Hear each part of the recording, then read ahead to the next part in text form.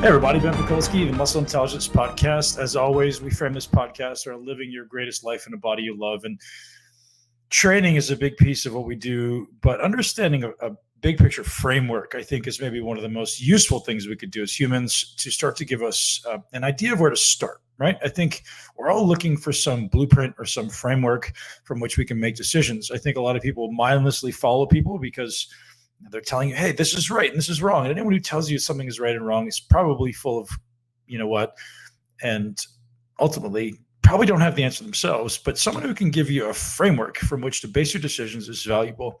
And I really believe that success leaves clues. And someone who's successful in multiple endeavors in life probably has something to teach you. So today's guest, Mark Bell, joins me again as the creator of Super Training, as a creator of Slingshot, to share with us his wisdom around success as a powerlifter, success as a bodybuilder, and obviously success now as an entrepreneur. And one thing that's maybe shouldn't be overlooked, success in his family, success in his relationships. And I think that may be the single hardest thing to do in life, or certainly one of them in modern day society, because it's so easy to see the grass is greener on the other side of the fence, isn't it? And Mark's values are incredibly high, and I respect this guy tremendously. We talk a little bit about leadership. We talk a little bit about Mark's stoic approach to life. We talk about his mentors, Louis Simmons, Stan Efferding, two that come to mind that he mentioned that were obviously legends in their own space. It talks about the lessons he's extrapolated from them to apply to his own life, how he leads a team consistently, and the strategies he uses to always show up for them. And I love this conversation with Mark. Mark, as I said, been a guest on the show in the past, and just always great to talk to. He's always got something of value to say. This stoic man who certainly talks little, and when he speaks, people listen. I really, really appreciate that. Today's podcast is brought to you by Get Health. A previous guest of the show, Dr. Benjamin Bikman, certainly one of the most celebrated guests of the show, and everyone loves his wisdom, has gone out and sought a problem. He said, you know what, there's no great supplement out there that I would actually take if I'm in a hurry. And so, being a researcher at Brigham Young University, said, I'm going to set out and find the best quality ingredients I can find, formulate something myself, and provide it to an audience of people who are in a hurry, want something of high quality that isn't crap and loaded with a bunch of fillers and artificial ingredients that I can actually feel good about using. So him and his brother teamed up to create Get Health. You guys can check out the website at GETHLTH. So we remove vowels. Gethealth.com, and he's going to hook you guys up with 10% off if you use the code MUSCLE10 right now. Again, that's going to be limited time because obviously profits are slim in these whey protein meal replacement type products. But Dr. Bikman assures you he's done the absolute best to create an incredible product that's loaded with probiotics, vitamins, minerals, high quality proteins, and carbohydrates at under 4 grams, which is pretty awesome. So you're not going to get an insulin spike. He's measured that numerous times, and he's kind of anti-insulin, we'll say, or maybe not anti-insulin, but sees the negative implications of too many insulin spikes, which seems to be the chronic reality in our society.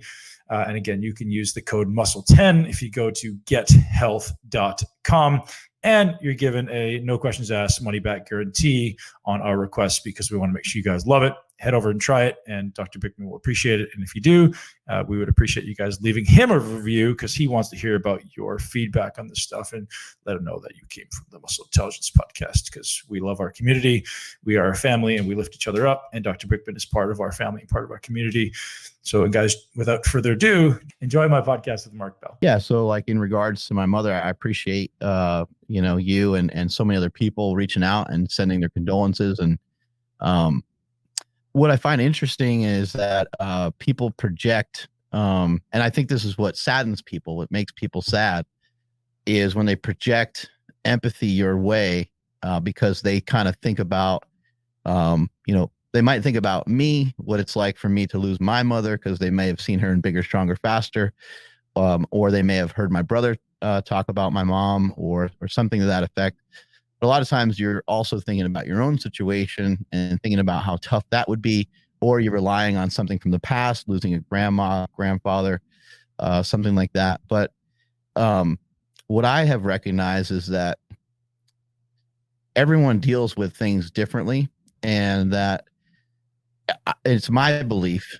I also always speak for myself, but it's my belief that we have an opportunity um, to feel whatever we want to feel in certain ways. And I'll explain that. Sometimes your thoughts and sometimes your feelings will get swayed a certain way. I'm trying to stuff down feelings. I'm never trying to necessarily block my feelings. But what I am trying to do is I'm trying to work on reinterpreting what happens to my advantage. So, for example, with this situation with my mom dying um, about a week and a half ago now, um, what I'm working on is trying to celebrate her life more and think about her life more and how she lived and what she lived for, and not like, oh, why'd she die? Why didn't I get to say goodbye type of thing. I don't really think about that stuff. I just think about how hard she worked to raise us. She had 3 boys, and all of us were, into football and pro wrestling and all that kind of stuff. And so being a parent now myself, I think about how difficult that must have been, but I can feel really awesome and feel really happy in knowing that my mom, I don't know how she was able to do it, but she was there all the time for everything. She really was. She was, by our side when we got sick. She was by our side when we had our struggles. She was by our side when we did well. She was our biggest cheerleader. She was my biggest fan. Anybody that has followed her or seen some stuff from her, or even seen my own stuff, you'll see comments from her all the time. Like, oh, honey, you're doing so great. Or that's a great picture of you. You look so beautiful. It could be a picture of me, posing in my bodybuilding trunks. And she's like, you have the most pretty eyes or something, something like that. And even like on her own Facebook page, she would like promote my products. She'd be like, you got to try my son's products. It, helps your shoulder and this and that. So I have cried. I'm not going to let these kind of the way I view some of this is it's kind of like weathering a storm. And I forget where this came from, but somebody smarter than me will probably pick it up on where it came from. But when a rain cloud comes in, you don't want to just stay inside and try to stay safe from it. You have a choice. I mean, you can stay inside, but you could simply just be prepared for about what's happening. And you can get an umbrella and you can wear a raincoat. And that rain will eventually pass. It will eventually come through. And just like our emotions, you let it come through. You allow it to come through. You think about it. You think about your thoughts. You think about your feelings. What is making me feel this way? Well, when someone's mom dies or someone's relative dies, because of the value assignment that we place to that person or to that particular thing, it can sometimes be tragic. But also, again, people deal with it differently. But letting these emotions kind of ride through you and not be dragged around by them, I think is vital. It's a vital thing for life. And something I've learned through some Stoicism. It's something I've learned through getting some consulting as well. But, when that rain cloud finally does pass, why sit around and think about that rain cloud when the sun's out? That's where I'm at in my life. So I have gotten all these messages and people are like, it must be going through the hardest time. This must be the most difficult. People say this to me quite a bit too, where they just send me a text and, hey man, I know you're super busy, but, and they're projecting stuff onto me, which isn't true of me. I'm never busy. I've heard you say this before and I'm in full agreement, and this is why we're friends. But I don't believe in anything being hard, because I believe that you level up to these things. So you can be prepared for life, and you could just understand, look, it sucks, but people are going to die. Every single person that will die. They might not die in your lifetime. Maybe you can go through life and not have anybody that's real close to you die. That would be amazing. But the likelihood is really low. So why not think about it a little bit and think about, hey, what would it be like if my wife died? What would it be like if my son died? What would it be like if my daughter died? Horrible things to think about, but it's dying as part of life, right?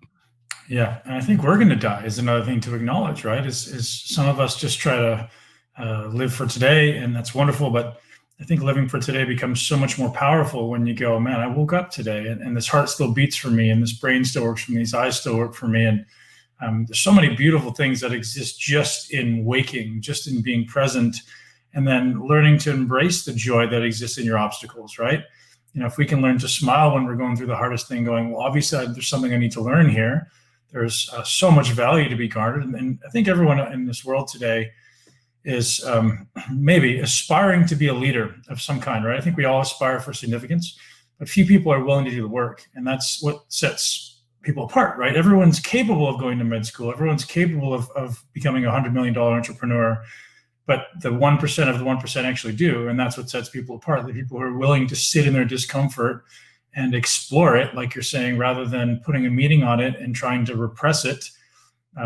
That's a huge lesson to be learned there, right? Yeah, absolutely. And again, I also think of like what my mom lived for. My mom literally lived for her children. She wanted to make sure that we were safe, but she also taught us how we could safeguard ourselves against the world, how we can she was a huge believer in us. She gave us the power of self-belief. And I think one of the reasons why she did that, and something I can get really sad about, is just thinking that she didn't have that from her parents. And that's really unfortunate. That really sucks. And there's a lot of people that are in that situation. But she told me when I was young, you can do anything, and I'd get frustrated and with this or that. And I would say, I can't do that. She would say, no, that's not true. You might be having a tough time with it at the moment, but you can get better at it and it'll become easier at some point. It's like you can do it. You can literally do, anything you want. So she gave me and my brothers the power of self-belief, and I became an entrepreneur. My oldest brother was a professional wrestler, and my brother Chris directs movies. So it's like we all were allowed to grow and expand towards anything that we wanted to do, and it didn't have to necessarily do with going to college, having a 9 to 5, selling insurance or real estate or being a doctor or something like that. It was follow what feels good to you, because if you believe in yourself, you can get anything done that you want.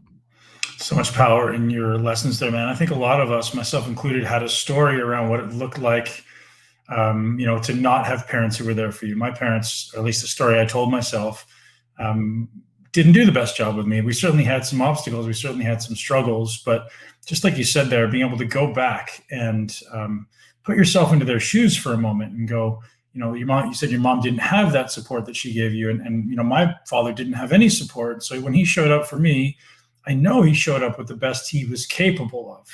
You can't ask him for any more, right? If he did some things that I interpreted as hard or as bad or mean or whatever, you know what? He still showed up at his best. And then I learned to empathize with him and go, man, imagine how much pain he was going through to be able to be that way to me, and so you start to learn to forgive and empathize and love and come at this world from a powerful place of lifting others up and going, man, I really empathize with these people, rather than having to, be angry toward them and harbor resentment and hostility. So, there's a lot of people out there listening who I'm sure are going through some story in their mind about why they have a hard life. And the reality is it's just a story. I love what you're saying there, and the language. And, when you came out here to Super Training, you and I shared some stuff back and forth on like, hey, I listened to this guy. Hey, I read this book. Hey, I listened to this podcast. And it was just amazing how we stumbled upon a lot of similar things. Mm-hmm. But I love what you said about the story that I tell myself. I think that is really something else, because what really happened versus our interpretation of it versus your dad's interpretation of it versus, your child's interpretation of these different things. I mean, it's also different. Look at what's going on right now with COVID, the interpretation of that. Some people say, okay, well, because we have this, we should follow A, B, and C rules. Other people are like, hey, I think those rules are bullshit. And you have people with massive discrepancies of interpretation. Another great example is social media. Some people will use social media to sexualize something. They show their body a lot, or they, wear hardly any clothes or have shirtless pictures, like myself or something like that. But there's other people that use it strictly more for business or straight up just information. There's some people that use it just to be funny. There's a guy on Instagram that just has a picture of him smiling, and it's a picture of him smiling every single day. It's just a big smile, and it doesn't say anything. It's great. John Cena's interpretation of IG. I don't know if people follow him, but you should, because it's just hilarious. It's totally random. And when you look at his profile, he just says it says that. It says this will always be totally random, and there'll never be any captions. And it's just a random picture. It means something fun and funny to him. So his interpretation is just to kind of like mess around on there. And then he has a different interpretation of Twitter. Twitter, he shares more of like his life philosophies and things of that nature. So you can see how diverse our interpretations can be when we start to really look into all these different things that we get into.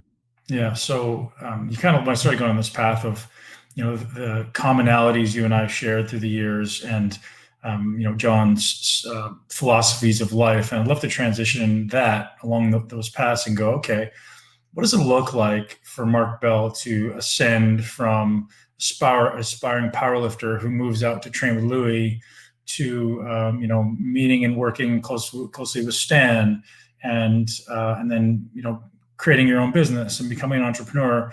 How much of a role was your family? How much of a role did mentors play, and how much of a role did like self-education play, or was a lot of it just trial and error?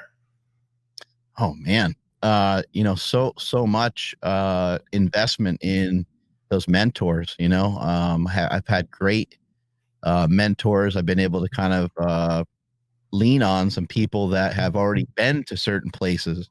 For me, I've always found that it's interesting because I make products, right? And I've had people copy the products, and then I get pissed off about it. But if I think about everything I've ever done in life, it's been a copy of somebody else. I mean, we don't really come up with the ideas that are that original. But what I mean by that is, I'm like, okay, well, Ben's a good bodybuilder. I'm going to ask Ben bodybuilding questions so I can copy what he did. And then maybe after a certain point, I can start to find my own way. But that's kind of where we start, right? We start with kind of a copycat type thing. So mentors, parents, they've all been huge. My dad, telling me when I was young that I was probably like 11 or something. And he said, part of knowing who you are is knowing who you're not. And that has been something that really stuck with me. And as I became a power lifter, it helped me to really keep perspective. I just kept lifting more and more weight. I kept getting stronger. I was super obsessed with it. I went from squatting 800 pounds to squatting 854 pounds, and 900 to 970 to 1,003 to 1,085 or 1,080. And then ended up falling with like 1,085, but it just didn't have an end, right? I always wanted to continue to get better. And then what I was trying to do, but I was not successful in doing, is I was trying to make myself better and not compare myself to other people. Because for me, part of knowing who you are is knowing who you're not. And at some point, I finally recognized, oh, I'm not Ed Cohn. Ed Cohn's the greatest powerlifter of all time. I'm not this other guy. I'm myself. So let me stay right here, and let me try to learn what that even means, but let me work on trying to be myself. And as I got around some like-minded individuals, I got around people that really wanted to level up and get better at stuff, like a Louis Simmons and like a Stan Efferding. I started to really learn that a lot of this doesn't have that much to do, or it has a lot to do with how physical you're going to be when you're trying to be really good at something that's physical. Like there's going to be some requirements to it. But I learned that the mental side seemed to be the real separator, seemed to be the real thing that really divided people.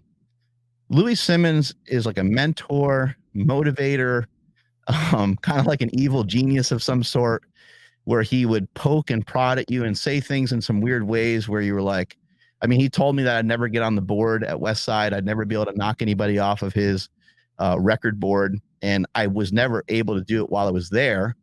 But when I left, it's something that continued to drive me. And I was able to beat one of the greatest bench pressers of all time, Dave Hoff. I was able to get past him, and then he surpassed me by quite a bit years later. But you know, these people, they know how to drive you. They know how to influence you. They know how to impact you, and they know how to get the best out of you. Meeting Stan was a real eye-opener for me, because at that time in my life, I was pre-workout, drink, just consume as much caffeine as possible, crank up some crazy music, and go in the gym and lift like a lunatic. When I met Stan, he just like had it. And he just came in and he just like lifted the weights and beat everybody. And I was so confused. I was like, how do you do that? And then I just realized like, it's like what I was doing was kind of fake, the pre-workout, all these different things. Everything was already inside me. Everything's within you. The answers are within you. You can get yourself up for a workout. You don't have to act like a lunatic. You don't have to scream. You don't have to yell. You don't have to have music cranking. But if you prefer that and you like some of that mode, that's okay. But when you lean on that too much, it could be a huge mistake. And so as I went through powerlifting and as I started to transition a little bit into some business stuff, having an invention, having a product and stuff, that ended up becoming really valuable, just having this even mind. Because if I went into the gym and I had my pre-workout and I had the music cranking and it just wasn't there for the day, I would be extremely disappointed. I'm not sure if you've had these experiences, but I've cried from workouts before. Yeah. I mean, literally cried, not cried because I was in pain, cried because I was just so disappointed in myself. I was like, that was worthless. Like, dude, what are you doing? Like, you're trying to be one of the best in the world. Like, that just sucked. That was awful. When Stan came through the doors and I started to see how he was able to manage stuff, I was like, oh, okay, hold on a second. So if I just do the work, if I just train and I eat and I sleep and I have this kind of body of work that represents how good I'm going to be about that good. And it doesn't really have to do with me being mad or me looking like I'm fired up or me headbutting the bar. It's a skill set. It's a skill acquisition. And if I have the skill, I'll be good enough to do what I'm trying to do. And so that was really valuable to me, because as I went through business and as I started to learn some things with that, there's a lot of things in business that are real curveballs where you're like, oh shit, you get a product sampled and you get the product, you check it out. You're like, oh, this is great. And then you're like, let's make 5,000 of these things. You make 5,000 of them and they all suck for whatever reason. Something got lost in translation or something like that. And you end up with a bunch of shitty product. Well, being mad doesn't help. It doesn't change, being mad or sad. It doesn't help change the fact that you ended up with a bad product. And so I have to kind of look within myself and say, hey, you have a product that you can't sell because it's not the way that you wanted it. Who's at fault here? Who's out money? It would be me, right? I'd be out the money, and I'd also have to try to figure out how can I got to be able to communicate better. Like I must have said something wrong, or I must have made a mistake. I must have jumped the gun somewhere. So let me just shoulder this whole responsibility, just like you would with your training. And let me take care of this the right way and make sure I'm not trying to cut any corners, and make sure I'm not trying to just rely on cranking that music up and not relying on the pre-workout to do anything for me. It's got to be, I got to shoulder it all myself. Yeah, that's great. And it's the idea of crossing the T's and dotting the I's, right? And I'm sure powerlifting taught you that in many levels. And as a business owner, I get it. Like, either you're going to take complete responsibility for your mismanagement or your lack of leadership, or you're going to try to give it to somebody else. And a true leader will step in and say, you know what, obviously I didn't do a good enough job explaining myself. Man, I've had that more times than I care to share. Is like something doesn't go right, and you're just like, okay, I see, like I rushed it, or I tried to do it really fast and wasn't explicit with my instructions, and certainly took away from the end result. And I think bodybuilding and powerlifting are both a great opportunity to start looking at all the details, right? I think that might have been what set me apart in bodybuilding, is I was the guy who was looking at all the T's and all the I's and all the Q's and all the P's, and like I wanted to cross off every box because that was the only way I could compete. And right, and that's what allows me to be successful in business as well. Is like I'm looking at the things that nobody else is thinking about, right? And I think there's a lot of value there, especially. I mean, I'm gonna stay on this mentor track because I think it's valuable, and I want to go back to talk about, Louis is one of these guys who, from the outside anyways, looks like he's crossing the T's and dotting the I's, and to an extreme degree. Is that something you feel you learned there? And what are some of the biggest takeaways, other than his insidious little remarks to get you motivated? What do you think? What were some of the biggest takeaways you had from working with Louis? Number one, he is just he's just an amazing person. He really cares about people a lot. And I don't know if a lot of people that are close to him know that, but he's very like tender. He's very kind. I mean, he took me to breakfast every day for like a year and paid for it every time. Wouldn't let me pay for it. I had to like trick him, to try to pay for stuff here and there, and he'd be super pissed at me. So he was always really kind, and he always wanted to spend a lot of time with the people that lifted at the gym.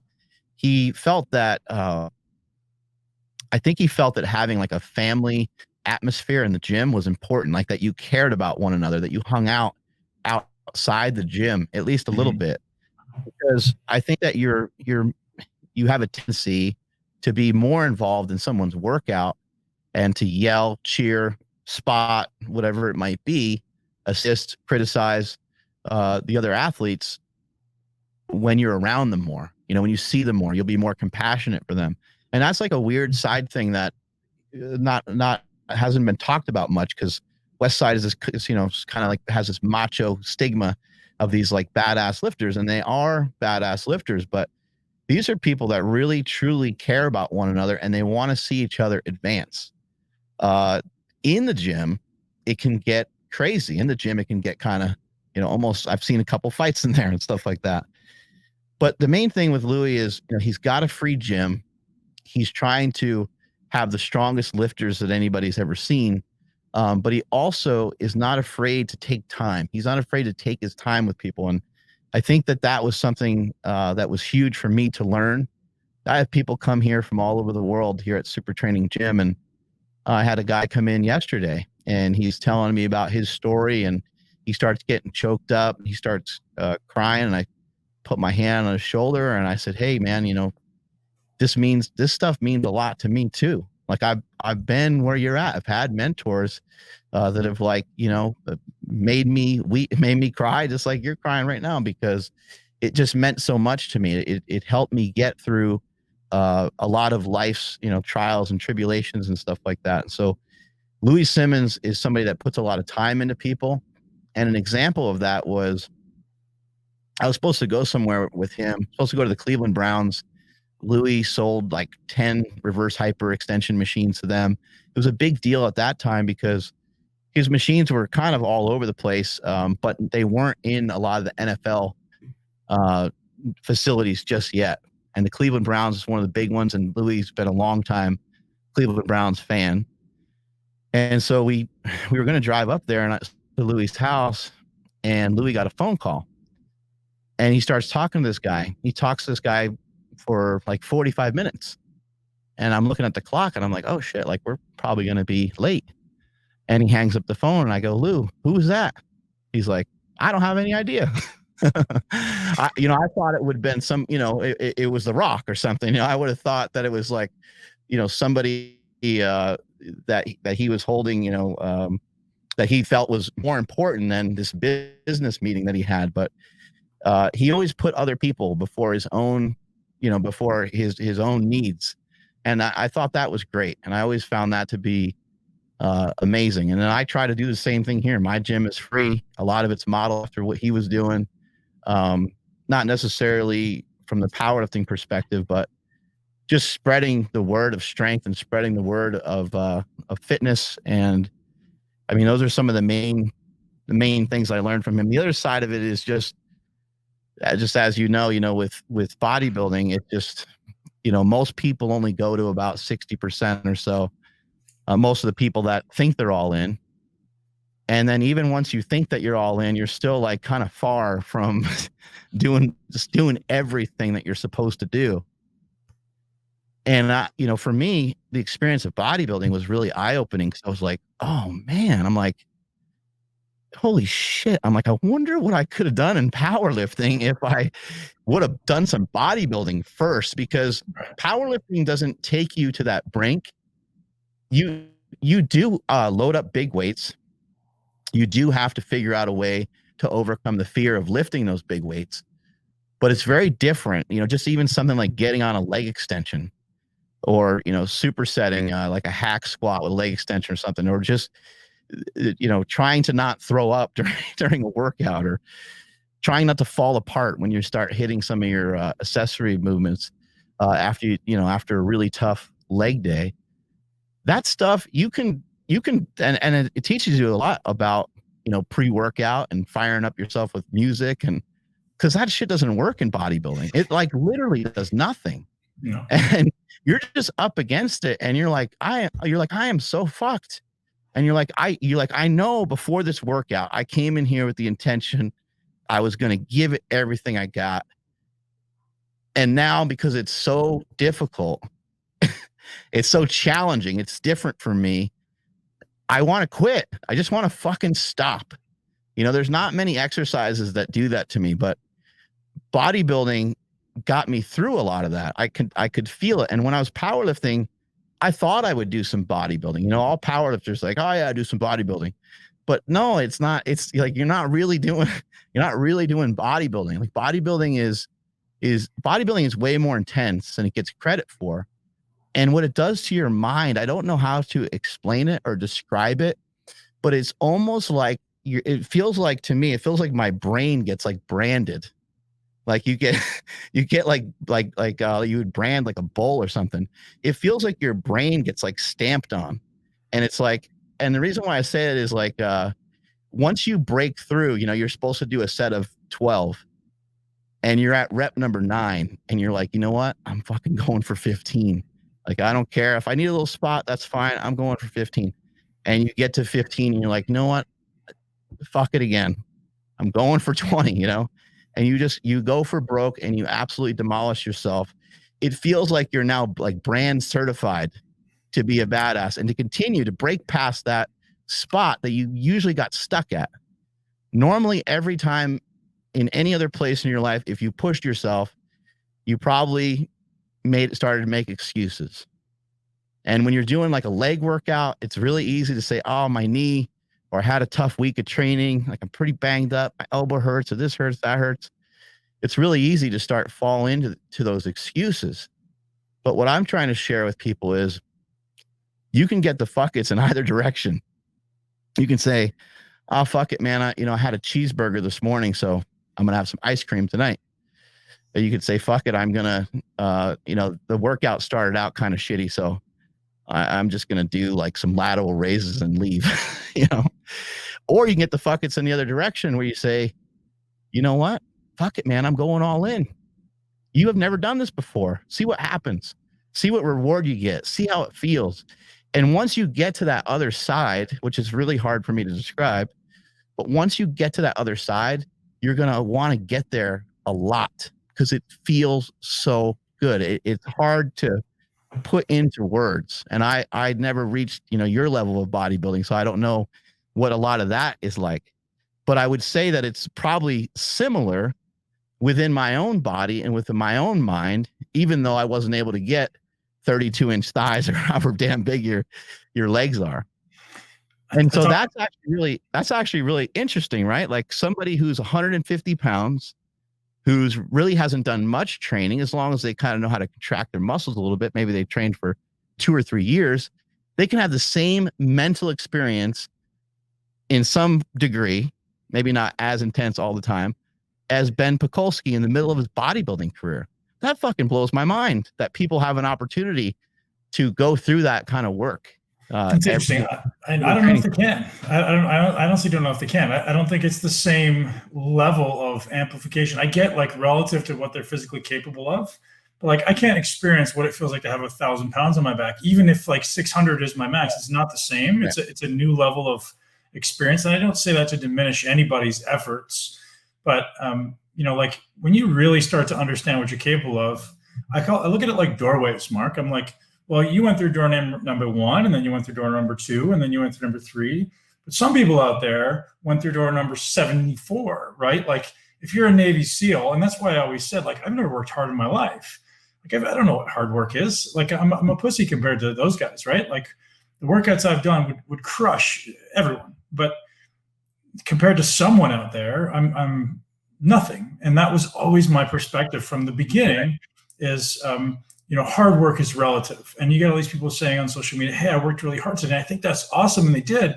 But as soon as I say, "Oh, I worked hard today," does it stop your brain from going, "But what's next?" Right? When you start to access those new levels, those new doorways of possibility, that's when things start to get fun. And that's what you're saying. It's like you're like, "Holy shit, I surprised myself." And I still joke about it now, right? It's that idea of having a gear that nobody else has, and that gear that nobody else has ever seen. And when you decide to access it, you're like, "I don't know where that came from." Here we go. Right. And I really like what you're saying right there. And that actually makes a lot of sense. And I think we're actually agreeing a little bit more than we're disagreeing, but it's almost like as if you've opened up the ability to go through these other doors. Yeah. Whereas maybe somebody who's newer, they're going through door number 1, 2, 3, 4, and 5. And there's some similarities, but it's quite a bit different. It's hard to actually relate. I remember Louis Simmons saying strength is relative, and you're not related to it, as kind of a joke. Right. But you kind of get the idea that 600 pounds isn't the same as 1,000 pounds. Right. But in some ways it is, because it's your physical. It's you overcoming a physical feat of strength, right? But it's also that mental side.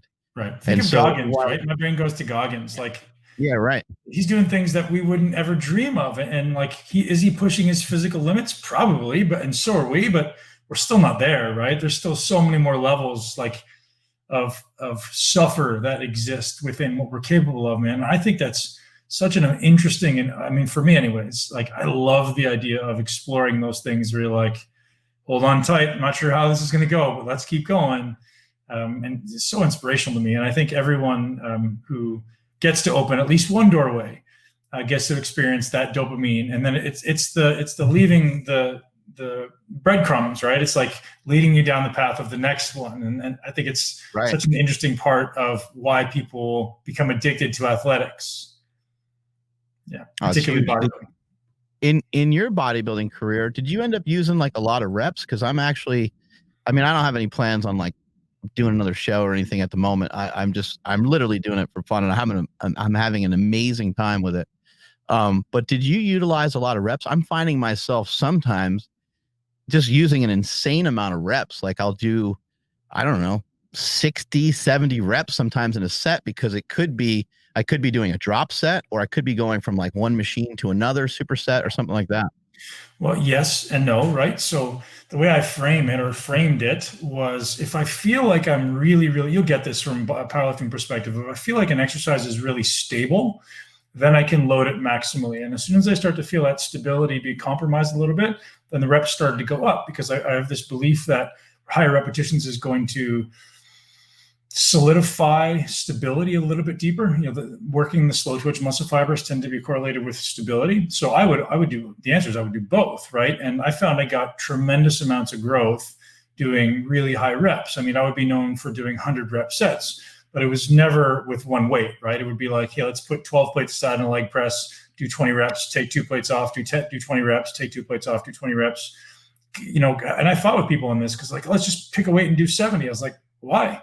Like, you just wasted the first 40. Like, I want all of them to be that punishing, right? So the answer is yes. I did do a lot of high reps, but also you'll get like, at some point it gets to the point where you're using the whole stack. So you kind of got to do the high reps, right? No choice. Yeah. Yeah. It's interesting, because a lot of times you hear, 3 or 4 sets, 10 to 12 reps. And it's like, I do that sometimes, you know, and it could be like, I don't know, incline dumbbell bench. I want to handle something pretty good. So I'll keep the rep range fairly normal. But even with that, sometimes it's still a drop set. And then to be able to do continuous sets, to be able to do multiple sets like that can be really challenging. And then therefore it kind of limits the amount of weight you can use. And it kind of ends up pushing you towards higher reps. I've not really heard a lot of people talk that much about, you know, doing like more than like 40 reps or something like, or even more than 20. Really, you always kind of hear 20. But if you're thinking about doing a triple drop set, or, you know, four drop sets, and you're doing 25 reps a chunk, 100 rep set, that's awesome. That's on the menu today. I'm putting it on the menu today.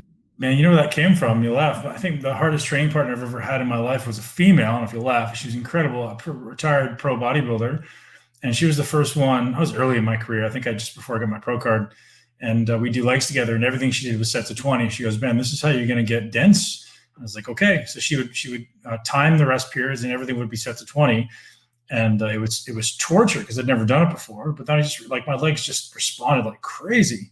So I was like, "Okay, well, this is it." And I hated it at the beginning. And then you start seeing the results. You're like, "Okay, this is it." And to be honest, every bodybuilder I work with now, I have them work towards sets of 20. So once we, learn some execution, then everything progresses, like, get to 20s and let's see what happens to your legs, right? And then you can obviously ascend back down and back up, but it's always an aspiration to get guys doing sets of 20 with meticulous form. Yeah, you're a big proponent, really locking it in. I mean, I've seen your squat and stuff like that before, and then you took me through some exercises here. Would you use both? I know this is your podcast and I'm asking you questions, but I'm obsessed with this stuff. I love it. But would you utilize both techniques, where maybe on a back movement you would throw a little body English in it, or do you, prefer to only go like strict? So, man, I've been exploring this at length for the last 10 years. And where's the utility of doing cheat reps?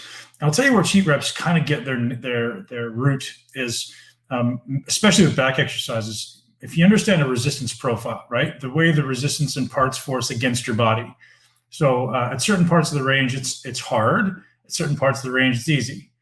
So every back exercise, every free weight, every pull-up, everything that is conventionally called the mass builder for back has an inverse resistance profile, meaning it's the opposite of what it should be. So it's heavy where you're weak and light where you're strong. So by necessity, it forces you to cheat, because if I pick a weight that I can do and we're in the position where I'm strong and it's heavy, by the time I get to the position where I'm weak, I literally can't do it. So I'm forced to throw it, right? So the answer is the real path to improving it is getting a better resistance profile, which doesn't happen with barbells, dumbbells, or pull-ups. So with back specifically, you need to use machines. And that's why, like, finding a well-designed machine is imperative for back training. But to answer the question more specifically, I'm more of an advocate of decreasing the size of the range of motion and extending the set in that fashion. So if I can't do, like, you're doing a dumbbell press, if I can't get all the way to the top, well, that doesn't mean the set's over. That just means I can't get all the way to the top. So what if I can get at another 15 or 20 reps in, a 6-inch range, a 5-inch range, a 4-inch range, a 3-inch range, a 2-inch range, and 1-inch range, and I'm getting time under tension on that muscle exponentially extended without using other muscles to cheat, right? And that's usually the way people cheat, is they cheat by either bringing it in close to their body so they decrease the distance, or they launch it, which doesn't help anybody, right? So I don't believe launching is useful, except in powerlifting, right? So the context I say is challenge a muscle, don't complete a rep, if that makes sense. Yeah, I'm really trying to grow my back, and it's been interesting because I've never really cared about, like, particularly growing like a muscle. I mean, I have, worked on building up the chest over the years a little bit just to shorten that range of motion on bench, have worked on, like, kind of thickening up my body. Sure. In powerlifting, you kind of just do that by getting, like, big and fat, like you gain muscle and you gain body fat. So a lot of that kind of takes care of itself. So really trying to build up the back and the lats or upper back, Mark. Yeah, more like the lats, like down, down low.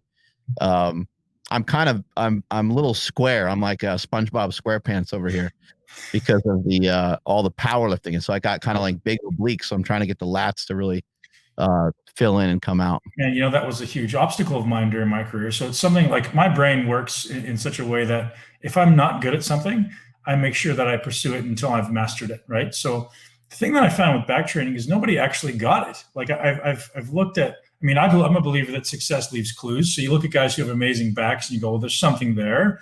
So you look at mechanics, there's obviously a mechanical advantage for these people. But if you look at like how to maintain tension on a lat, similar to how you would maintain tension in a chest, right? So if you look at those things as being kind of opposites, so with the chest, if you're trying to build your chest, typically the path is what? Keeping your shoulders back a little bit longer, like really lengthening the pack if we're laying on our back in this kind of vertical plane. Well, it's actually the opposite for lat. And this is what people don't do, right? Is if you're trying to train your lat, you want to stay protracted. So you want to stay keeping your shoulder forward as long as you can while going through extension. And I think a lot of people, when they initiate a back movement, initiate with retraction, right? They first movement is pulling their shoulders back, which literally mechanically makes the lat less able to work. So you end up turning into an elbow flexor, rear delt, and a trap exercise rather than a lat exercise. So maintaining protraction, which is dependent on the serratus, moving in like kind of this plane. So I'm protracting my shoulder toward you. And I'm thinking about driving the elbow down is going to be the best way to work your lat. I've never heard anybody talk about that. But if you just feel it one time, you'd be like, why hasn't anybody taught me this? But I will say it's dependent on your serratus. It's dependent on your serratus. And most bodybuilders have very, very underactive serratus because we spend so much time bench pressing, keeping our shoulders back and down, which is a rhomboid activity, right? Trap and rhomboid. And those are the opposite muscles. So the more I shorten my rhomboid in mid-trap, the more I'm lengthening and kind of relaxing my serratus. So if I can activate my serratus into this protraction plane, my lats will grow kind of as a result of that, because you're improving the stability of the shoulder girdle. I don't know if that's too complex for people on a podcast, but again, hopefully that makes sense in your mind. Oh yeah, absolutely. Cool. Let's not get off track here. You're not turning this into your podcast. Let's talk about Stoicism, man. You sent me a post recently that I loved, and I thought it would be a great thing for us to connect on. You've been looking into Stoicism lately. You've been studying it, and you have some really unique insights that I think are worth sharing. You gonna pull it up for us? I don't know if I have that. I'm not sure. So where did your interest in Stoicism begin? I've been looking at it for quite some time. Tim Ferriss probably turned me on to it. I've known Tim for a few years. He actually came to Super Training Gym years ago, and I took him through like a workout, and I was showing him like some powerlifting stuff, and he stayed in the area for a few days, and we got an opportunity to hang out. And I was telling my friend Jesse Burdick about, I'm like, oh, this guy came to the gym. He wanted me to show him a bunch of stuff, and he's like, oh, that's cool. And I mentioned, I was like, oh, it's this guy Tim. I was like, he said he's writing a book, and he's like, he goes, is that Tim Ferriss? He's like, is that the 4-Hour Workweek guy? I'm like, I don't know what I'm not sure what his last name is. I don't know. I didn't even know who he was. But Tim and I got in some good conversation, and I mean, this is pretty long time ago, and he was already kind of studying a lot of this Stoic philosophy. But I started looking into it deeper. Like when he came around, I looked at it a little bit, and I was like, oh, a lot of this is really cool. But at the time, I was in the middle of my powerlifting career, and I'm in the middle of building a business, and I just didn't even realize like what I stumbled upon. I didn't realize how powerful or impactful it would be. Yeah. And as I got a little older and as I matured a little bit more, I was like, you know what? I need to go back and look at some of that stuff. And because you just start to learn after a while, you're like, it's not really so much about what I'm doing necessarily, because we can apply universal law to anything that anyone does. And so that's what really stirred me, is I was like, let me look into this more, because this could help with all aspects of my life. As you know, like when you're in the gym, we're spending tremendous amounts of time there, and we're not always getting the most value out of it because we're not always really thinking about it. We're not thinking about all the lessons that we learn from it. So having gone through, studying some Stoicism, it really opened up my eyes on what was going on inside the gym all these years, and how the gym was molding me and helping me to believe in myself. I mentioned earlier, my mother, really put in a lot of faith in us as well. But you don't get belief in yourself from your mom. I mean, you don't get it from your dad. You don't get it from anyone else. You get it from yourself. You need self-belief. It's huge. If you don't do anything, you can't believe in yourself. And so that's what made me really interested in Stoicism. As I started looking at it more, it was like, oh, if I can use some of these principles, I can continue to feel better about the direction that I'm going in. And also things that are coming at me, whether it be social media or negativity from some different way, I have an opportunity to reinterpret all this stuff. The input doesn't have to equal the output. And I've never been somebody that has been real emotional or real over the top, or aggressive or anything like that anyway. I might just appear that way on a couple of like heavy lifts or something like that, just because I'm concentrating, I guess. But yeah, I kind of fell in love with it and started looking into it more. And one thing that I think is kind of misunderstood sometimes about Stoicism, because there's so many quotes from so many different great people, and I'm sure those quotes are kind of messed up or misconstrued or misinterpreted as well, and maybe not even in their original form anymore. But I think some people think it's like that you're trying to, block yourself from having emotions, that you're trying to, turn yourself into a robot.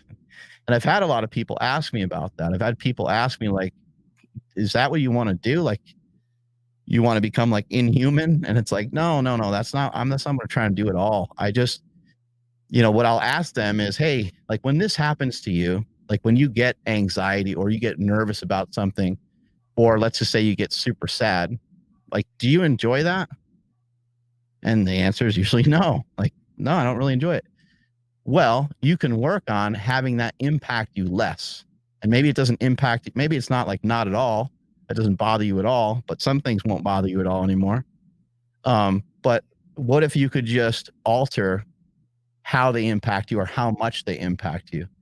Once you recognize that you place zero value assignment on somebody making a negative comment to you on Instagram, or once you understand why a negative comment on Instagram could have ever hurt you in the first place, you got some really good armor to go out there in the world and kick some ass, because you're not getting slowed down by anybody or anything. You have a better understanding. You're like, oh, okay. You might even not make posts because it might open you up to something where you're like, I just don't want to be part of that anymore. I'm just not going to make this Trump post because I don't want to be part of that anymore. I'm not going to share a political view, or I'm not going to share my family, or whatever it might be. But on the flip side of that, the really amazing thing about Stoicism is the more that you lean into it, the more that you can handle. So you're not trying to like block emotion, and you're also not trying to just not get involved in anything that might make you feel any certain way. There's literally no limit to how much stuff you can do in a given day and how much stuff that can come at us. We don't know what that amount is. We don't know what that number is. It's a lot of Stoicism. A lot of what I've noticed from it personally is it has allowed me to take on more, but feel like there's a lot less in front of me. I don't feel like my plate is full. I don't feel like I'm spinning multiple plates. I feel like I'm in the present moment. I feel like I'm doing what I'm supposed to be doing when I'm supposed to be doing it for the most part. And I'm not thinking about the other plate that's spinning, that's in the other room, that I'm not quite sure what room it's in because there's another plate spinning somewhere else. I'm focusing on what I'm trying to do at the moment. And that's why I said earlier that I'm never busy, and Stoicism kind of got me there. So what was the catalyst for you exploring that? Because I think a lot of people typically experience pain, and they're like, you know what, I don't want to experience this pain anymore. And they start looking for a solution. And then someone comes along and says, hey, you realize you don't need to feel that anymore because it's just your perception. But other than your conversation with Tim, what do you attribute to kind of being the catalyst for you exploring that? The major catalyst was going to trade shows and communicating with friends in the fitness industry that were doing really well on social media and that were doing really well in business. But we're just not happy. They just, the word happy is a weird one, but like they just struggled, I guess, being satisfied, being fulfilled, maybe is a better term. And I looked at that and I was like, oh man, I'm like, I feel that sometimes. I was like, but it doesn't bother me that much. But I'm like, whatever some of that is, I was like, I don't want any part of that. And so I was fortunate enough to try to learn about it before there really was an issue. You know, it could be, somebody has a training partner and the training partner tears a pec on a bench press. And then you're like, okay, well, shit, whatever happened to him, like, I don't want that to happen to me. So I'm going to work my rotator cuff or whatever it is that you would do to safeguard yourself away from some of those things. So that's what I saw happening to a lot of friends. They were really unhappy, depressed. Some of them were on drugs to help with the depression and stuff like that. And I was like, there's got to be a better way. And I learned so much of it from YouTube. I'm not a reader. I've read about half a book in my lifetime. So I'm still working on that. I'm getting better at reading. I'll read more now. I'll read parts of books. My attention span isn't great, so it's something I have to continue to work on. But I got a lot of information from YouTube. If you were to mention someone's name to me, if you're like, hey, go get so-and-so's book, I would YouTube it right away. And I would find a couple videos on it. I'd study the guy and I would journal. I would write it down. I think that writing it down is really important because, I mean, it's like being a student. That's the way I look at it. My education started when I was about 30 years old or 32 years old. It didn't start when I went to school because school wasn't for me. It didn't vibe well with me. It didn't work well with me. And the story I told myself was that I was dumb.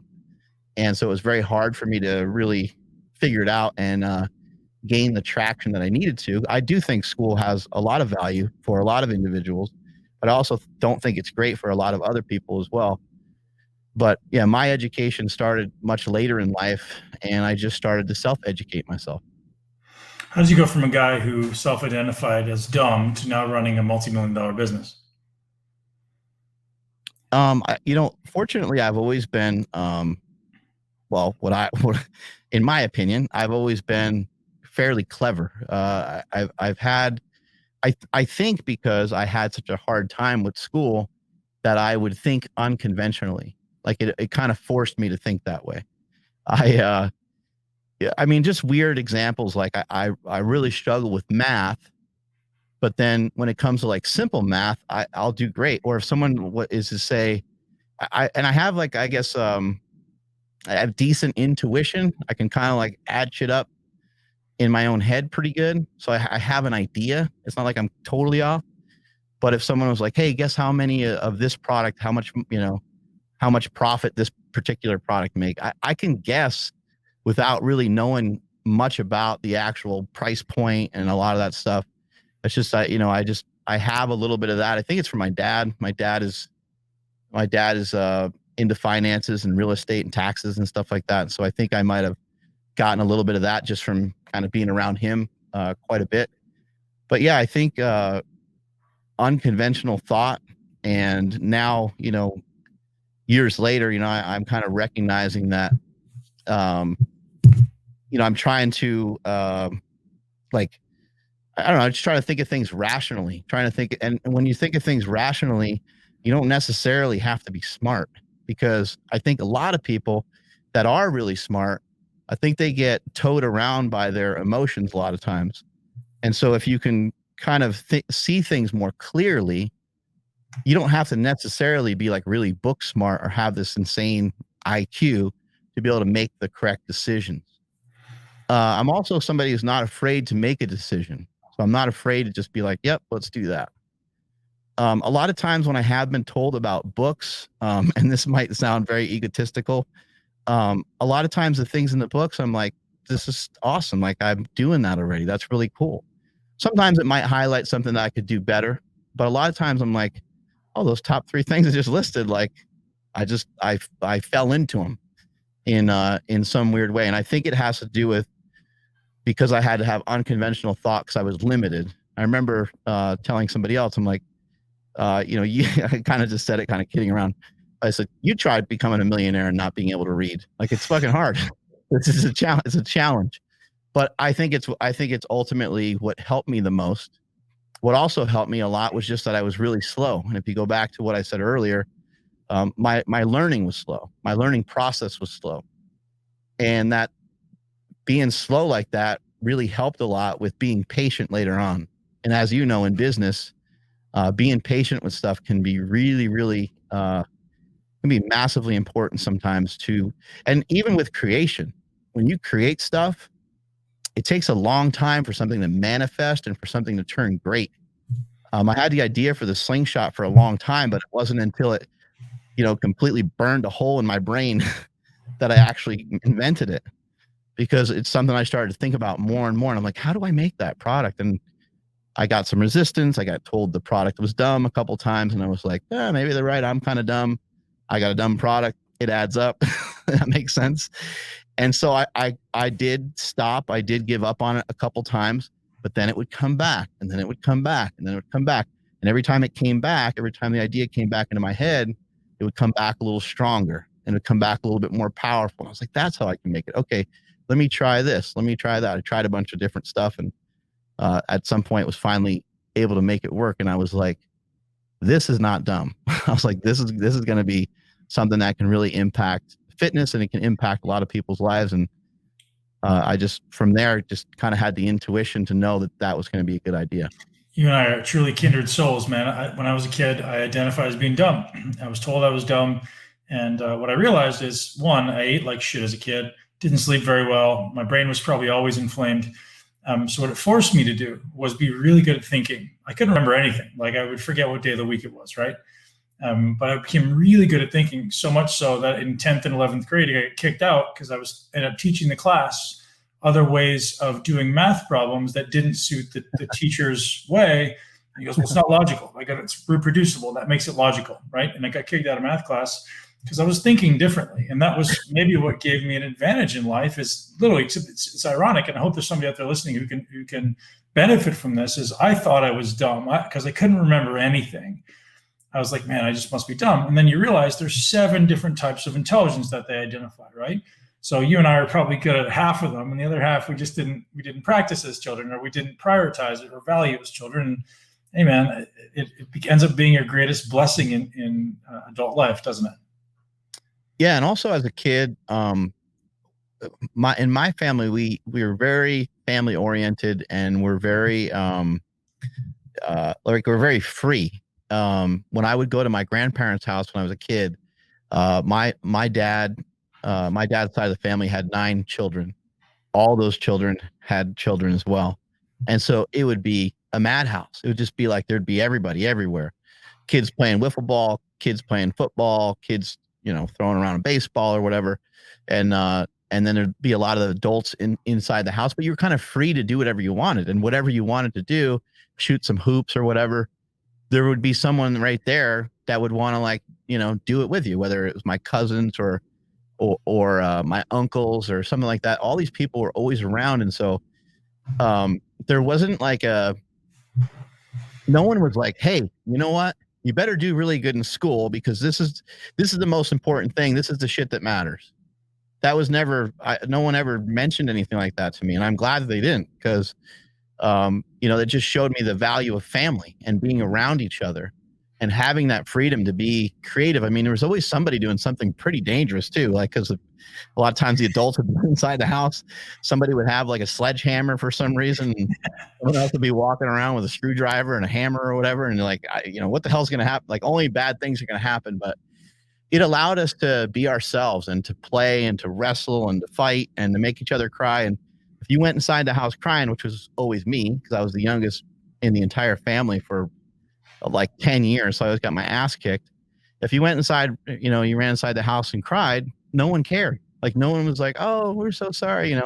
It's hey, get the hell back outside and, get out there. And, and they're like, oh, so-and-so stole my baseball bat. It's like, well, grab a basketball, go find a solution. Crying's not going to help, get back out there and play, type of thing. So I think a lot of that played into it too. A lot of that played into just understanding that, being around other people that love you and that care about you, that's some of the most valuable stuff in life. And not necessarily, my son figured this out really early. I think he was probably, 8 or 9. He figured out that school, unfortunately, he figured it out way too early. He figured out that school doesn't matter. And so he just doesn't like to apply himself in school. And so we actually more recently are transferring him over to a school called Acton Academy, and Acton Academy has unconventional thinking. And I think it's going to be, I really actually believe it's going to be something that helps change his life. He has a good life. He's doing well in a lot of the things that he likes to do. But they really lean into the things that you like to do, the things that you prefer to do. And they also teach you about becoming, I guess, like learning about finances and things of that nature. So I'm super excited for him for that, because he's been an unconventional thinker pretty much since day one. Yeah. How old is he? He's 16. Oh man, that's great. And I'm sure you wish you had that at 16. And I know I wish I had that. I started homeschooling my kids at 4 and 5. And you realize, man, like they're so different. They learn in such different ways. And to put them into one box where you learn in the same way is ludicrous. So my son, his ability to do math is exceptional, and my daughter can't do math at all, but she reads and writes like a whiz. And like, how do we put these both into the same box with the same expectations? It just doesn't make any sense. Well, and you also, for your daughter, you just want her to like not get taken advantage of because she doesn't know certain things or whatever when it comes to math, right? It's like, that's really all you need, which isn't that much, you just need to know some like basics, so people don't screw you over when you go to get your car fixed or whatever. But I think that we try to place such a high value assignment on these things because that's what society kind of teaches us, and that's the way the school systems are set up. I actually think that right now, I think it's a big issue with the country is, it doesn't really matter it doesn't matter who the next president's going to be. Like it's almost completely irrelevant in a lot of ways, because people are still going to make the same shitty decisions they made yesterday. Yeah. They're still going to eat the wrong foods. They're still going to put Netflix over sleep. They're still going to watch too much pornography. They're still going to we're all guilty of all these things. I know some of these things because I engage in some of this stuff. But I think that people are going to kind of continue to make bad decisions. But I also think until someone starts to really investigate our education system, I think that this country could potentially be in a lot of trouble. And it's a place where no one's really looking. I know that some people talk about it. I know guys like you talk about, I talk about it, but it's not really being looked at by the government. That's the last place they want to look, because they make a lot of money off the way things are set up now. Yeah. And ultimately they don't want people to be independent thinkers, right? Like it's kind of the opposite of what we want. We need people to work in basic jobs. Right. Everyone's an independent thinker. Now we have a bunch of leaders. Now the government's being overthrown because people are smarter than they need to be or they should be, right? And that's, right. That's the reality. There's a guy named John Taylor Gatto who's he's an author. He's written some amazing books on education. I look him up on YouTube. He's probably, got some of the most forward-thinking concepts. And ironically, he was the voted Teacher of the Year in, I forget if it was like New Jersey or something like that. And because he basically let kids do what they chose, and everyone just loved him, and he changed the curriculum in his city, and then he recently passed away. So, we're losing these people who are ultimately leaders. There's a lot of really cool people out there who are thinking differently, man. And I think it's incredibly powerful to empower kids with the ability to think for themselves. I kind of came to this realization that if my kids turn 18 today, I said, what would I want them to be able to do? Or what would be most important? And for me, I want you to be a great human being who treats others well, who cares and loves about yourself, and you're curious about what you're curious about. Like, I love the idea of just like you, man, I didn't start learning anything in life until I was 30. So when you start finding out what you really love, and you have a childlike wonderment, you have a childlike curiosity, that's what pushes you down the path of studying with persistence and passion that is ultimately going to teach you a lot more than 20 years of jamming BS down your throat will, right?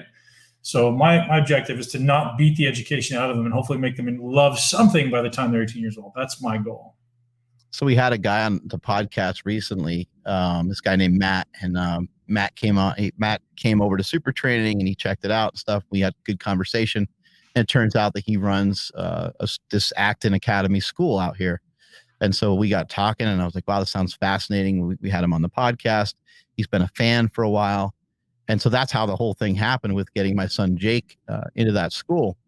But, I talked to Jake about it, and he was pretty resistant to it. He's like, oh, that seems weird. Like, I want to get back with my friends. I'm like, well, you don't have school now at the moment anyway, right? So I said, I think this is a really good opportunity. I kind of left it at that. We talked about it some more back and forth here and there. And then I basically just told him, I said, listen, here's the deal. I said, this came out of nowhere. I'm like, I didn't pursue this guy. So this guy, Matt, he came to the gym. We started talking. He happened to run this school. I don't know why he came around at this time because he's been in the area for years. We've been in the area for years, but he decided to come in, and he wanted to check out the gym. He wanted to, see what the place was about. And I'm like, this kind of fell into our lap for a particular reason. So I'm like, I don't ever force you to do anything, but I was like, I'm not leaving this room until you agree to go to at least 2 days of the school, and because he was like, I don't really know, and I just said, I'm like, dude, just agree to go. Okay. And so we're going back and forth and he's kind of like halfway laughing and stuff. And he's like, all right. He's like, I'll check it out. I was like, if you think it's cool, then it's cool. Then we can continue forward. If you don't like it, then you can go back to distance learning and not really learning anything and sitting around playing video games. And so he was like, okay. So he went, he checked it out and he had a good time. We talked about it a bunch more. And I kept kind of mentioning it to him. I said, these things that pop up, they don't happen for no reason. He has a guitar. His grandmother gave him a guitar a while back. Jake had no interest in music. He had no interest in, not that I know of playing an instrument. But my mother-in-law, she had like an extra guitar. She thought it'd be cool to give it to Jake. It sat in his room for a long time. He never touched it. One day he picked it up and started messing around with it. A couple days later, he looks up stuff on YouTube. All of a sudden, he's very interested in it now. And the second that he gets home from doing something else or any chance he gets, he's playing that guitar or he's looking up how to do a new song off YouTube. And I'm like, hey, can you do this song? Can you do that song? Like I'll give like requests and he'll start jamming on the guitar. And this is just an acoustic guitar. Now we're talking about potentially getting him like an electric guitar. But back to your point, interest is so huge. What you're interested in. I think people they really fight themselves. Like, I really want to lose a lot of weight. Well, if you want to lose a lot of weight, then you're going to have to be interested in it. And if you really struggle with your diet and have a hard time losing weight, it just means you're not interested enough to take care of that at the moment. And maybe you haven't stumbled upon the correct diet yet because you haven't been interested enough to continue to investigate, to continue to learn, to finally end up in the right spot with it. And so I love what you said there. And I think that's massively important. And that's what this school is about is it's going to say, Jake, okay, you like music. Okay. You like to write scripts. He's into movies and stuff like that. He's not only going to do that. He's still going to learn other stuff that he needs to learn from school. But that's going to be the centerpiece and they're going to work everything else around that. Very cool. So like last question, man, how do you balance making sure your kids are working towards something with not putting any expectations on them? It sounds like you're just like, hey, you get to do what you want. Does that sound about like your parenting, or does your wife balance you out and say, hey, you kind of got to pull up your socks and do some shit? I think historically human nature would be, you can kind of do what you want and life will push you where you need to go. But I think it's just too easy right now to be manipulated by media and video games and food and hyperpalatable foods. Like, we talk about intuitive eating. I don't think intuitive eating can possibly exist anymore because it's just high level manipulation of your palate. Your brain it's like drugs, right? So how do you, and did you when they were younger and maybe not now, like how much influence do you have over what your kids eat and what they do and if they, stick to something versus quit? Because I think every parent out there is like, I know I am, like always fighting the battle with myself of like, I want them to be independent, but at the same time, I know independence means they're going to choose all these things that are probably in some way destructive. You're bringing up an awesome topic. And I think if you don't already ask that question of every guest that you have that has kids, then you probably should, because people need to examine this part a lot. It's important to force your kids to do shit every once in a while. I think it really is. Mm-hmm. It's not going to feel good to you. And it's not going to feel great for them. But if you're going based off of your history, you're going based off of your own judgment, and maybe you don't have previous experience parenting because, maybe you're talking to your oldest child, and you don't have previous experience with that particular thing that they're going through.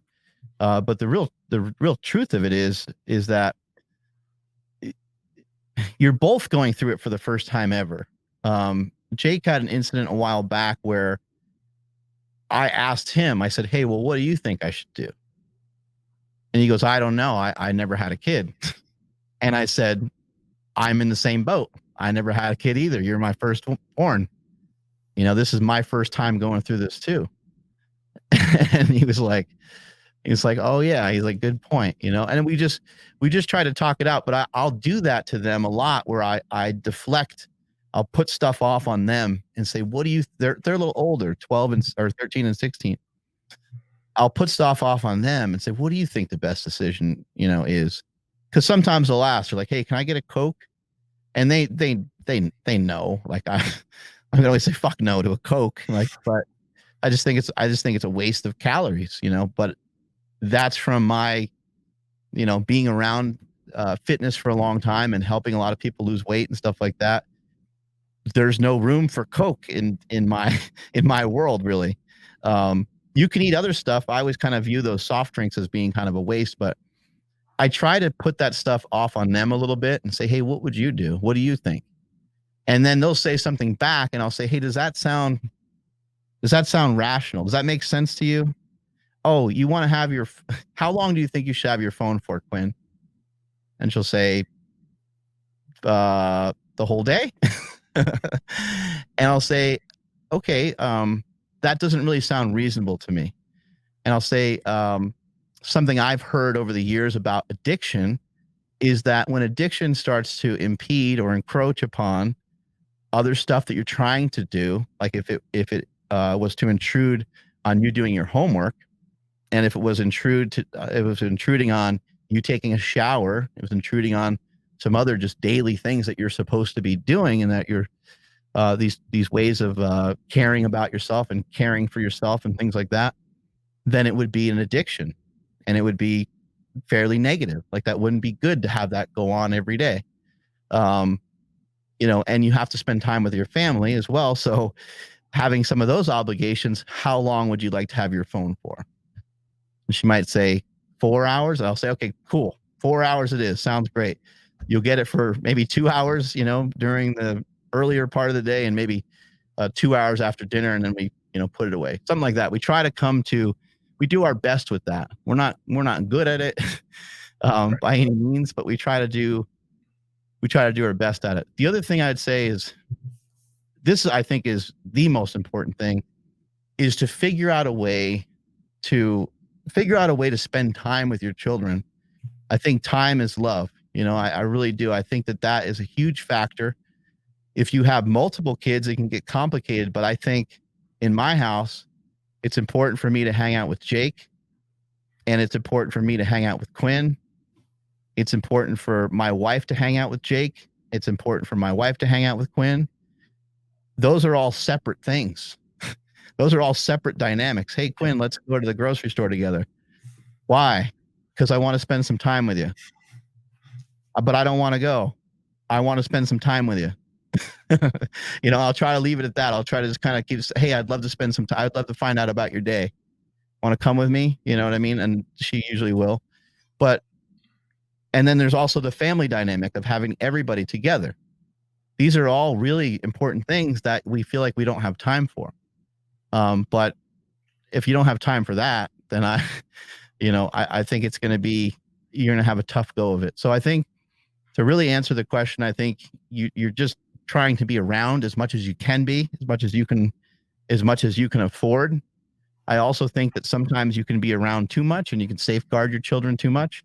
Sometimes they need you to not be there, and sometimes they need you to not make a decision for them. But you want to try to continue to teach them, and you can teach them off your own stuff. You can teach them off your own like bullshit stuff that's happened to you over the years. You say, "Look, I didn't get an education until I was like 30. Like I thought I was a dummy. I wasn't going anywhere. All I had was some good quads."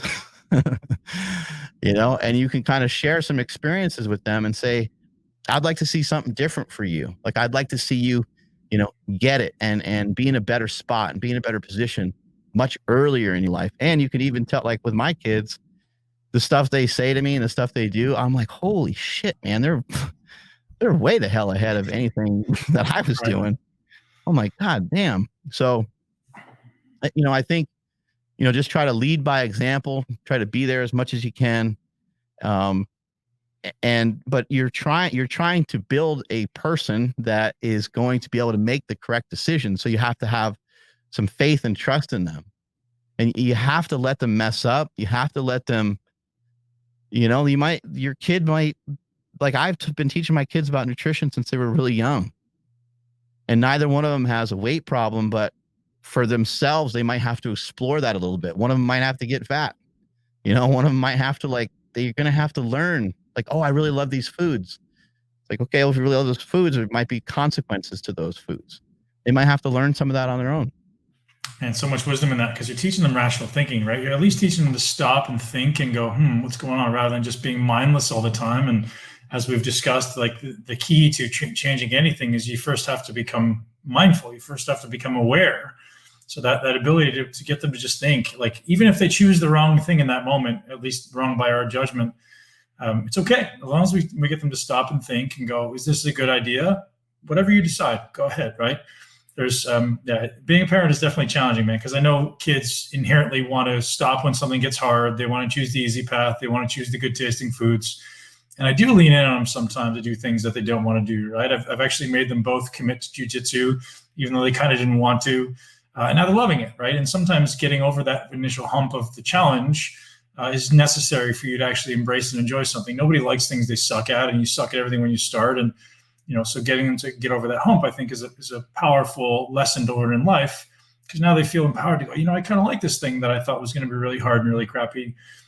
So many parenting lessons in life. One thing I do teach my kids that I'll share that's relevant is, maybe for Jake as well, you and I both attached to never having learned before the age of 30.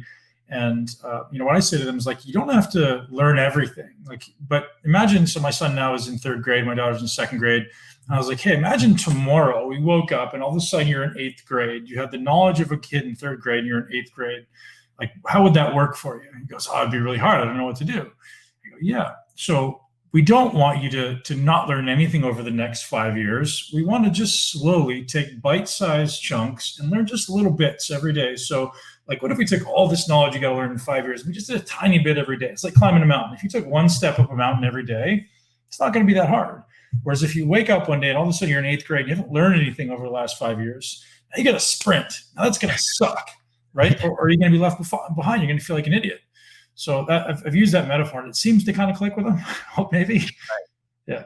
Yeah. And along those same lines, my son has been working out every morning with my wife, during the quarantine and stuff, and just kind of what's going on right now. Like, we go out a lot less than we used to. We still get outside quite a bit and go for walks and stuff like that. But my wife was like, I'm just going to see if I can encourage him to work out in our garage, because he used to come to super training and work out with me a little bit. I did that for a few weeks, and he did enjoy some of it, but then I don't think he really enjoyed, like, the attention and some of that stuff. And so my wife's like, I'm going to see if I can get him to, lift with me in the garage. And so, my wife, told him a while back, she's like, I'm going to work out in the gym. I'm going to coming back from swim practice. She's like, I'm probably going to work out for like 10 minutes. So I just want you to join me. And she didn't really make it a choice. She's like, I just want you to do it for the week with me. And he was like, okay, but he did it. And he's been doing it now for the last about 3 or 4 weeks, and he's starting to enjoy it. And my wife's like, oh, he's starting to, like, use more weight, and he's, like, putting a little bit more into it.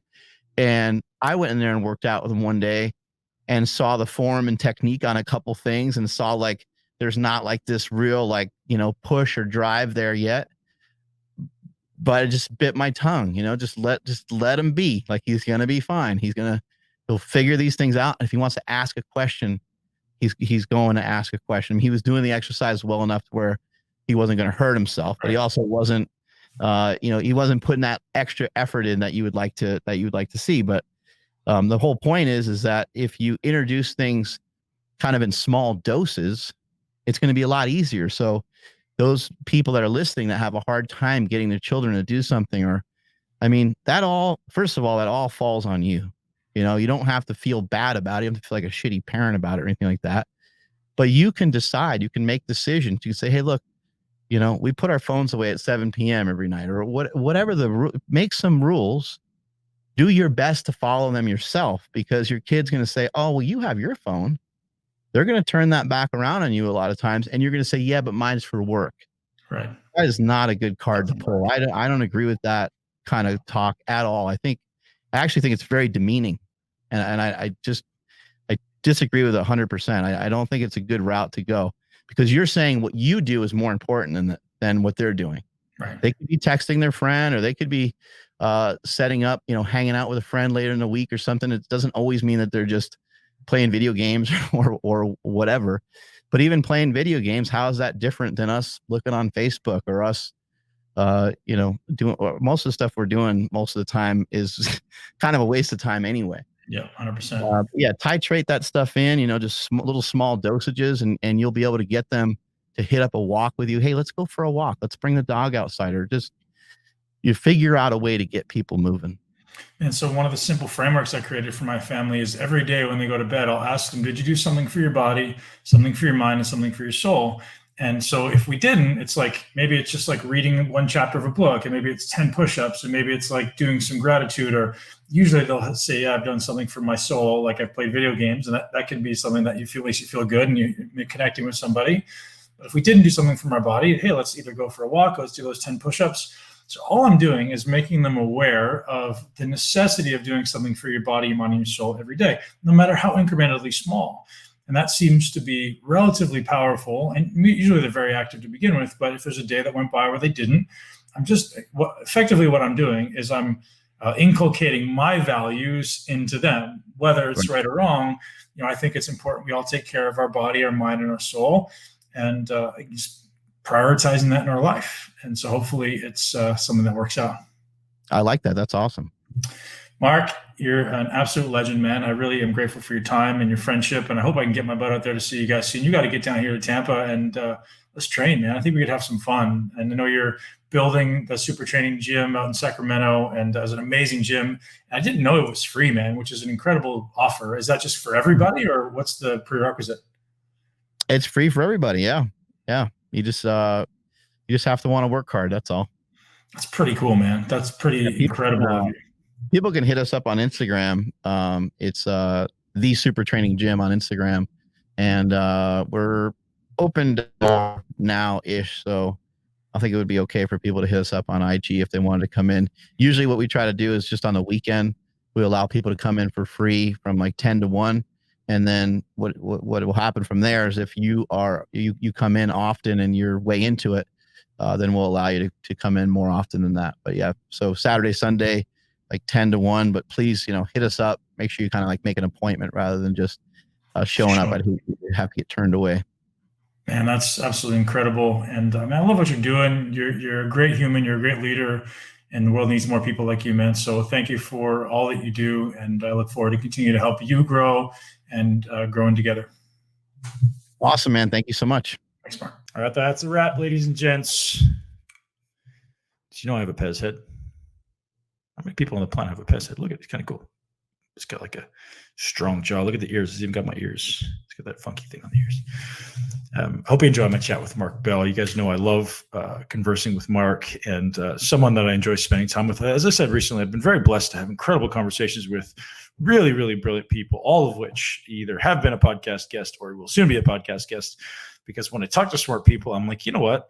I feel so incredibly blessed to allow these people to influence my mind to think at a higher level. And that's what I'm trying to do with you and all the listeners ultimately. And so if I get exposed to someone who ultimately has an incredible perspective on life or incredible wisdom, I'm going to bring them on to share it with you. So thank you to Mark for joining me.